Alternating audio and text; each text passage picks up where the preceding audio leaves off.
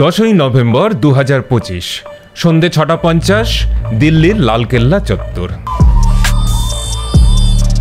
অন্য দিনের মতোই ব্যস্ত, কাজ থেকে ফেরত যাত্রীদের ভিড়ে গমগম করছে হঠাৎ করে একটা i20 গাড়িতে বিস্ফোরণ। চতুর্দিকে ছিটকে পড়ল কিছু মানুষের লাশ, 12 জনের ওপর মৃত, হতাহত আরও অনেক বেশি। এই সন্ত্রাসের পেছনে কে? ডাক্তার উমর মোহাম্মদ, সুদর্শন, উচ্চশিক্ষিত, MBBS পাশ করা ডাক্তার। আস্তে আস্তে আরও খবর আসতে শুরু করলো, বেশ কয়েকজন ডাক্তার মিলে এই ঘটনাটি ঘটিয়েছে। তাদের মধ্যে আছেন একজন মহিলা ডাক্তারও, যার নাম হলো ডক্টর শাহিন। भारतवर्ष पर डॉक्टर शाहीन की ये पहली तस्वीर आपके सामने है, जो कि डॉक्टर उमर की प्रमुख सहयोगी।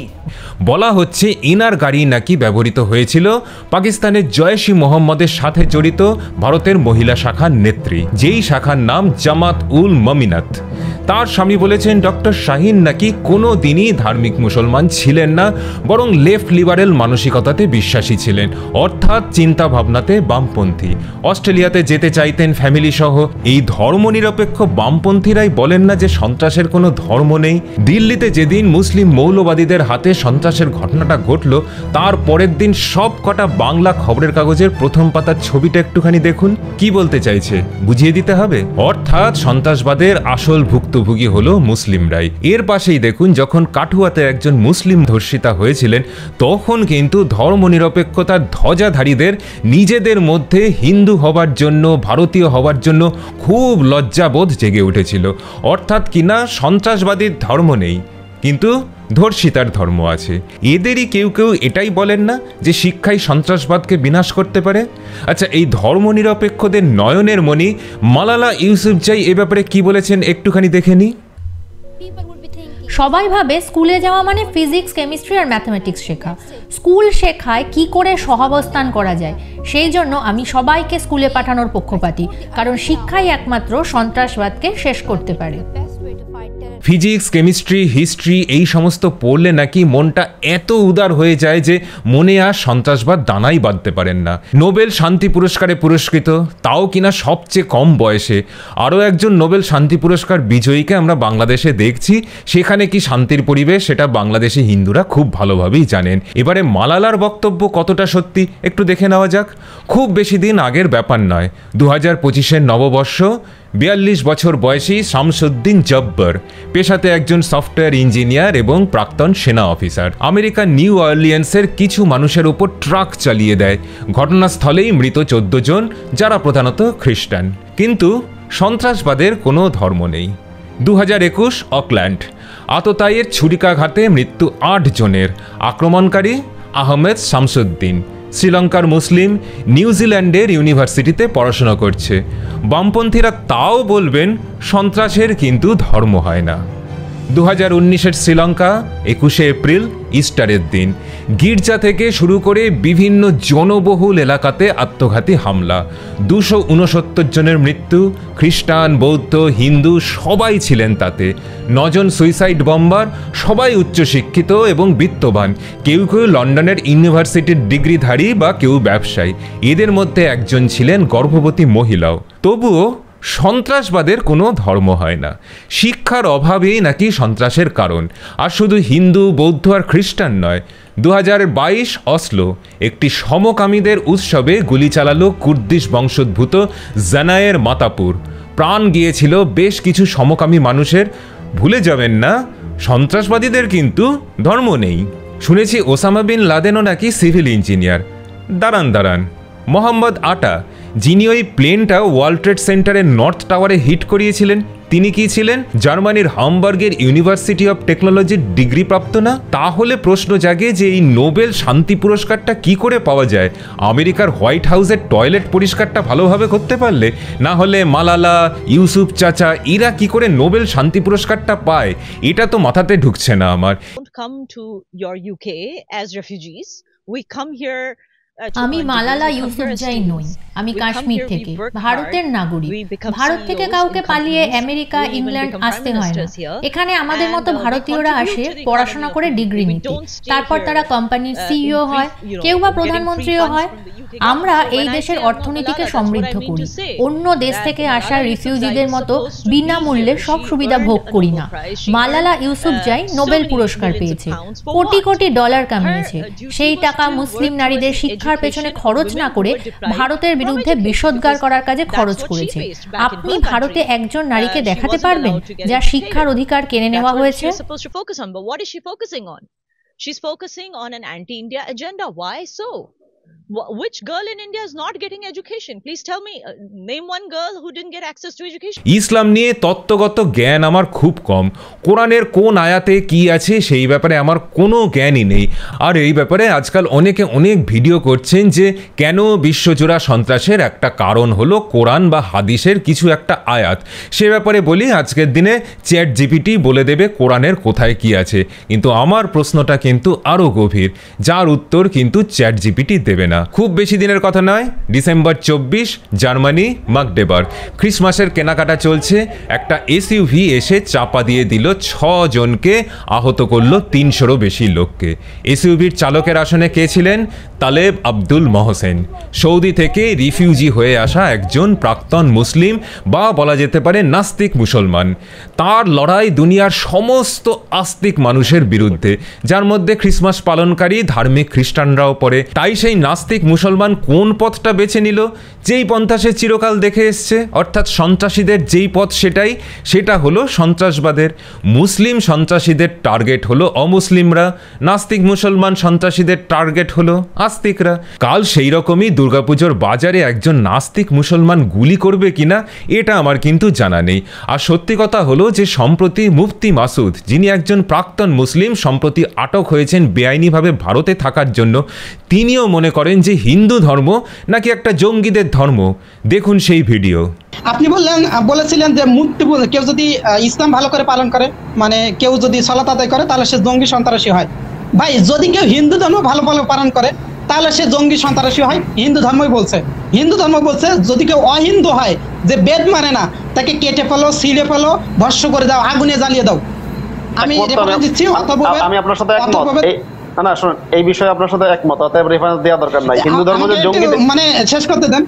হিন্দু ধর্ম যে জঙ্গিদের ধর্ম, আমি বলছি হিন্দু ধর্ম যে জঙ্গিদের ধর্ম, সেটা আপনি আমাকে বুঝিয়ে লাভ নাই। কারণ কি, আমি যেটা মানি না, আমি যার বিরুদ্ধে, আপনি সে বিষয়ে আমাকে তো বুঝায় লাভ নাই। আপনি আমাকে না, এটা আপনার উপকার হচ্ছে, আপনার কাছে সহযোগিতা করছি, আপনি কেন নিষেধ করবেন? কেউ যদি বেদের বিপক্ষে কথা বলে এবং বেদকে না মানে, তাহলে তাকে কাটো, তাকে হত্যা করো, তাকে ভস্ম করে ফেলে দিতে হবে একবার। এরপর অথর্ববোধ একটু ওটা নাই আছে, তাকে পিষে ফেল, তাকে পা দিয়ে পিষে ফেলো, এটা আছে। হ্যাঁ বলেন। পা দিয়ে পেশা না, আমি আপনাকে স্ক্রিনশট দিব, আমি আপনাকে প্রমাণ সহ দিব। না, এখানে তাকে বলা হচ্ছে তাকে হত্যা করতে হবে, তাকে পুড়িয়ে ভস্ম করে দিতে হবে। আমি আপনাকে সরাসরি প্রমাণগুলো দিব। আমার কাছে বেদ আছে। পা দিয়ে পিষে ফেলেও হত্যা করতে বলেছে, পুড়িয়ে হত্যা করতে বলেছে। মোট কথা সত্য, আপনার দাবি সত্য। হ্যাঁ, ঠিক আছে। বাংলাদেশে ফেরত পাঠিয়ে দিলে কি হবে সেটা জানার পরেও ভারতের বুকে লুকিয়ে বসে হিন্দু ধর্মকে সন্ত্রাসবাদের ধর্ম বলে প্রচার চালাতে এদের কিন্তু কোনো দ্বিধা নেই। তো যেটা আগেই বলেছি যে ইসলামের ধর্মশাস্ত্রে কি বলেছে আমার সেই ব্যাপারে কোনো জ্ঞান নেই। তাই আমার আজকের প্রতিবেদনটা ইসলামের কোর বিলিফগুলোকে নিয়ে নয়। আমার আজকের বিষয় হলো যে আমরা ভারতবাসীরা সঠিকভাবে আমাদের দেশের শত্রুদের চিনতে পারছি তো। এই যে সন্ত্রাসবাদ, এটা একটা জীবাণুর মতো, এরও বেড়ে ওঠার জন্য একটা বিশেষ ধরনের পরিবেশ লাগে, অক্সিজেন লাগে।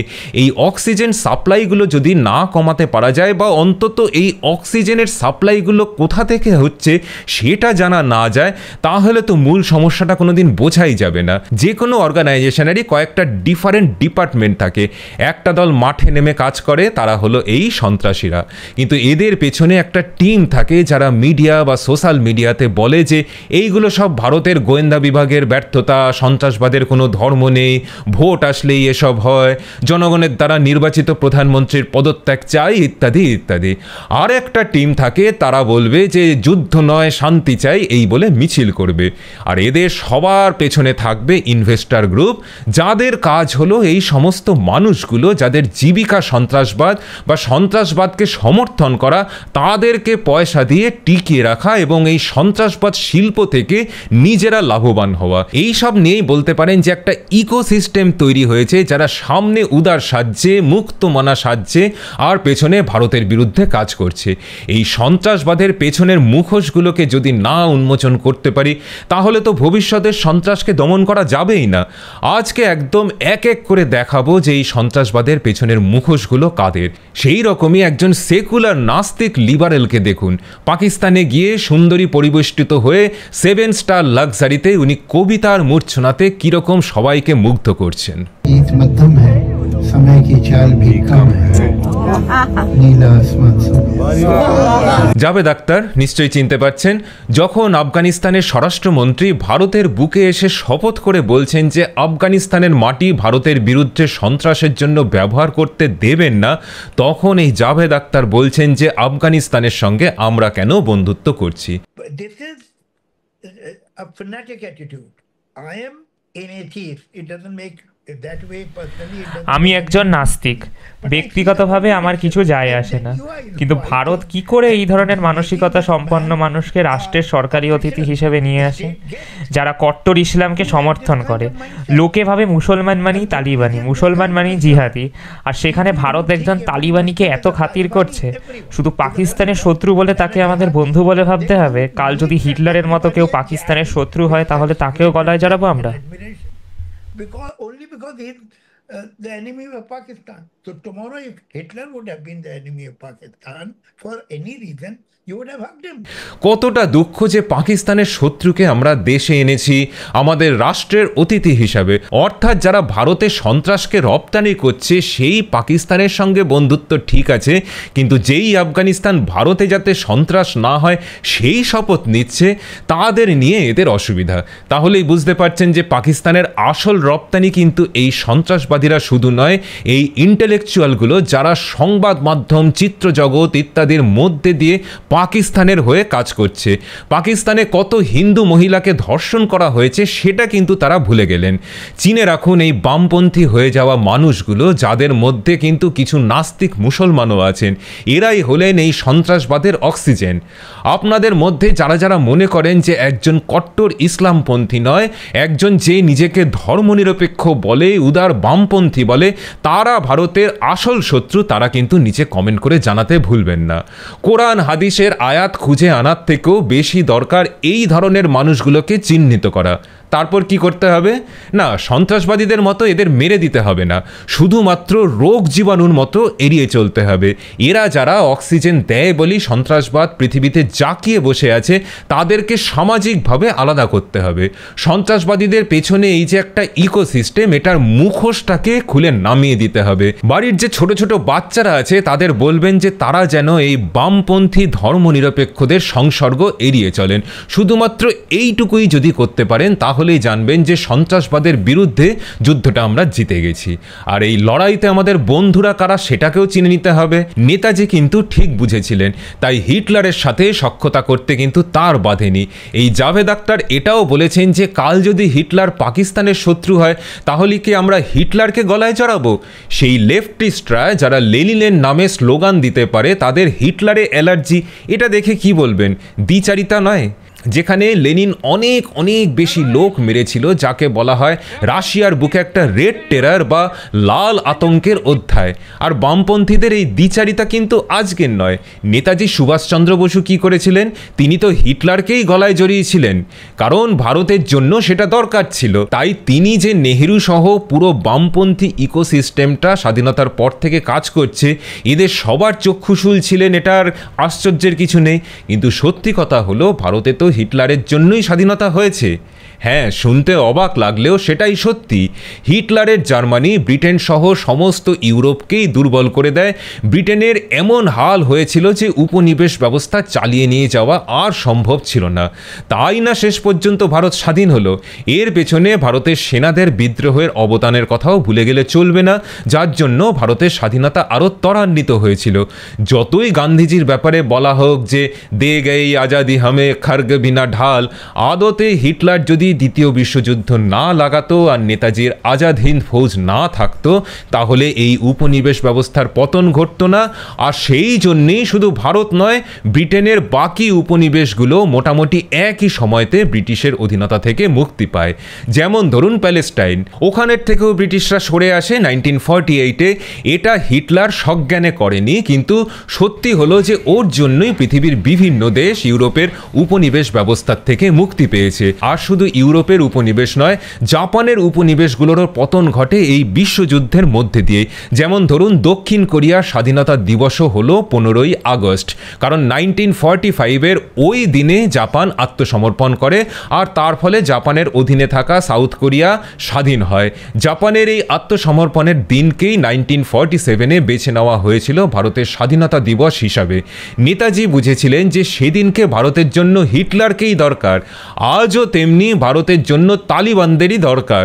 বিশ্ব রাজনীতিতে শত্রুর শত্রু বন্ধু হয়, তার মানে তো এই নয় যে তাদের পন্থাগুলোকে আমরা আপন করব, কিন্তু ভারতের স্বার্থের থেকে নিজেদের মতবাদগুলোকে যারা বড় করে দেখে তাদের কাছে সেদিন নেতাজিকে গালাগালি শুনতে হয়েছিল হিটলারের সঙ্গে সখ্যতা স্থাপনের জন্য। আজও এরা ভারত আর তালিবানের সখ্যতা নিয়ে একই কথা বলছে। আজাদ হিন্দ ফৌজের কি ভূমিকা, ভারতের নৌসেনাদের কি ভূমিকা, সেটা আজকের ভারতবাসীদের ভুলিয়ে দেওয়া হয়েছে। কারণ কি, গান্ধী আর নেহেরু যারা ছিল এই সেকুলারিজমের আদি পুরুষ, তাদেরকেই যাতে ভগবানের পর্যায়ে নিয়ে যাওয়া হয় তার জন্যই এক বিকৃত ইতিহাস আমাদেরকে পড়ানো হয়। কোন গান্ধী? যিনি বলেছিলেন মুসলিমরা যদি হিন্দুদেরকে আক্রমণ করে তখন হিন্দুদের উচিত খুশি হয়ে প্রাণ দেওয়া। বাহ ভাই বাহ, ক্যা বাত। আর চাচা নেহেরু, পাশের দেশের চাচা ইউনিসের থেকে উনি কি কোনোভাবে আলাদা? নোয়াখালীতে যখন হিন্দু নিধন হচ্ছিল তখন উনি একদম সেকুলার নীরবতা পালন করছিলেন। আর তার জোরে যখন বিহারে মুসলিমরা আক্রান্ত হলো তখন উনি হিন্দু লোকালিটি বেছে বেছে তাদের ওপর কার্পেট বম্বিংয়ের ধমকি দিয়েছিলেন। ভাবুন, যেই মানুষগুলো হিন্দুদের ওপর দরকার পড়লে গণহত্যা চালানোর কথা বলেছিলেন, যারা বলেছিলেন হিন্দুদের নিজেদের আত্মরক্ষার অধিকার নেই, সেই লোকগুলোকে আজ পুজো করা হয়। আর ইংরেজদের বিরুদ্ধে এদের কি ধরনের লড়াই ছিল? আগা খান হাউস, বিড়লা হাউস ইত্যাদি জায়গায় রাজ অতিথি হয়ে এরা থাকতো, যেখানের বিলাস ব্যাসন 7 স্টার হোটেলকেও হার মানায়। সেখানে থেকে এরা প্রবন্ধ লিখেছে যে মুঘলরা কত মহান ছিল। আর আন্দামানের সেকুলার জেলে যে বছরের পর বছর কাটিয়েছে সেই বীর সাভারকার নাকি বিচ্ছিন্নতাবাদী। তো কোনো আশ্চর্যের ব্যাপার নয় যে আজকের দিনে নব্য বামপন্থীরা এই নেহেরুকেই স্মরণ করে, কারণ এই যে সেকুলারিজমের আদি পুরুষ যারা, তাদের জীবনটাই একটা পাঠ্যপুস্তক আজকের দিনের সেকুলারদের কাছে। যেমন ধরুন জোহরান মামদানি সদ্যই নিউ ইয়র্কের মেয়র নির্বাচিত হয়েছিলেন। আপনাদের সামনে দাঁড়িয়ে আমার জওহরলাল নেহেরুর কথা মনে পড়ছে। চূড়ান্ত ভারত বিরোধী, গুজরাটে নাকি সব মুসলমানদের মেরে ফেলা হয়েছে। আমি একজন গুজরাটি মুসলিম। ভারতের নরেন্দ্র মোদী সরকার গণহত্যা চালিয়ে গুজরাটের সব মুসলিমদের মেরে ফেলেছে। যখন আমি বলি যে আমি গুজরাটি মুসলিম, তখন সবাই জিজ্ঞেস করে আমি কি করে বেঁচে গেলাম। এর বক্তব্য যে আমেরিকার বুকে 9/11-এর আসল ক্ষতিগ্রস্ত হলেন মুসলিমরা। তার কাকিমা নাকি হিজাব পরে নিউ ইয়র্ক সাবওয়ে দিয়ে যেতে পারতেন না। পরে জানা গেছে যে যেই কাকিমার কথা উনি বলেছেন সেই কাকিমা নাকি কোনোদিন হিজাবই পরতো না আর নিউ ইয়র্কেও থাকতো না। কিন্তু তাতে কি, ঝুড়ি ঝুড়ি মিথ্যা না বলতে পারলে তো ধর্মনিরপেক্ষ বামপন্থী হওয়া যায় না। 9/11-এর মতো একখানা সন্ত্রাসবাদী ঘটনাতে ধর্মনিরপেক্ষদের মনে হয় যে মুসলিমরাই আসল নিপীড়িত জাতি, যারা সন্ত্রাসবাদে প্রাণ দিল তারা নয়। আমার তো মনে হয় নোবেল শান্তি পুরস্কারটা যে কোনো দিন মামদানি পেয়ে যেতে পারে।